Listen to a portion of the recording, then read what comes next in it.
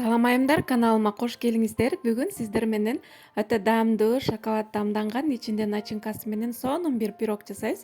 Видеонун аягына чейин менен бирге болуңуздар. Анда эмесе кеттик. Эң биринчи биз начинкасын даярдап алайлы. Бул жерде творожный сыр, үстүнө бир жумуртканын сарысын салып, un салабыз. Андан кийин кичине сливки куюп, сахарная пудра, миксердин жардамы менен ушундай кылып аралаштырып, начинкабызды даярдап алайлы.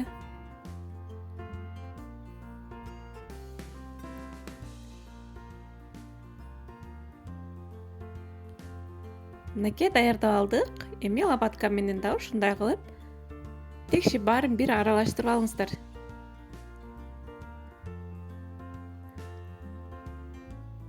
Андан кийин кондитер мешогуна ушундай кылып салып алабыз.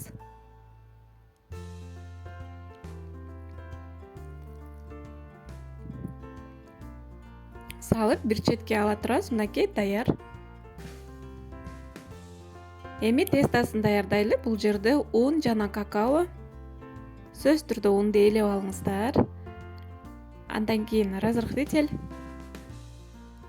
салып баарын аралаштырып алабыз.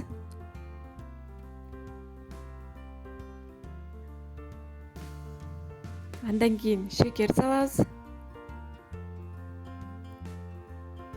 Дагы аралаштырып алыңыздар. Баары текши аралашсын. Андан кийин 3 жумуртка, өсүмдүк майы, сметана, баарын салып, миксердин кереги жок. Ушундай венчик менен эле баарын текши аралаштырып чыксаңыздар жетиштүү. Мынакей ушундай коймолжун теста дайын болот. Эң акырында сүттү куюп, дагы аралаштырып алыңыздар.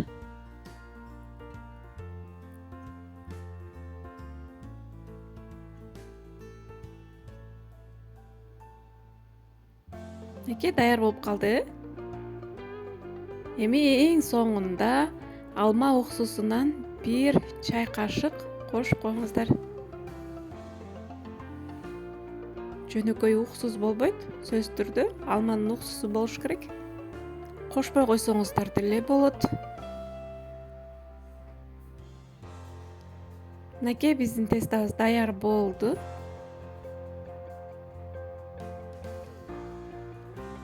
Эми атайын ушундай пирогго арналган ортосу ачык формага куюп чыгабыз. Бул пирогго сөзсүз түрдө ушундай форма болуш керек.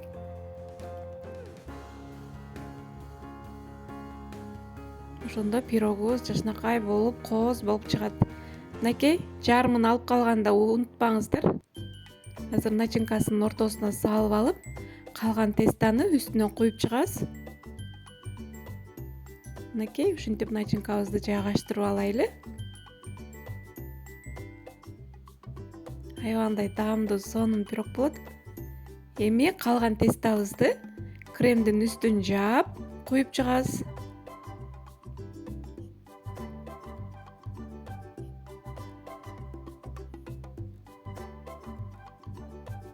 Мынакей даяр. Эми духовкаңыздарга бышырып аласыздар. 180 градуста 25-30 мүнөттө бышат. Мынакей биздин пирогубуз бышып чыкты. Толук муздагычакты кое турабыз. Эми пирогдун үстүнө глазюр даярдай алайлы. Бул жерде менде шоколад жана сливки эритип алабыз. Пирогубуз муздап чыкты. Эми бышкан эле кагаздын үстүнө ушундай оодарып алабыз дагы.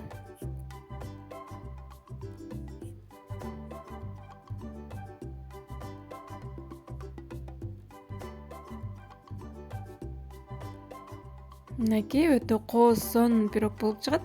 Эми даярдап алган глазюрубузду үстүнө ушинтип куюп чыгабыз.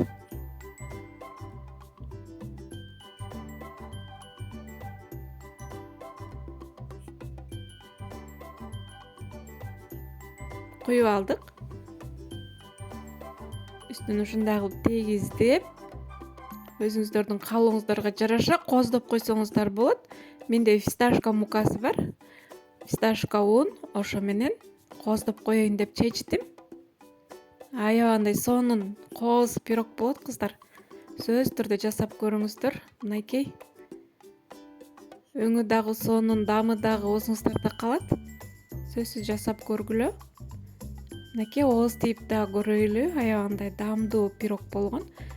Видео жаккан болсо, ой пикирлериңиздерди калтырып, лайк баса кетиңиздер. Баарыңыздарга чоң ыраазычылык. Кийинки көрүшкөнгө чейин аман болуңуздар.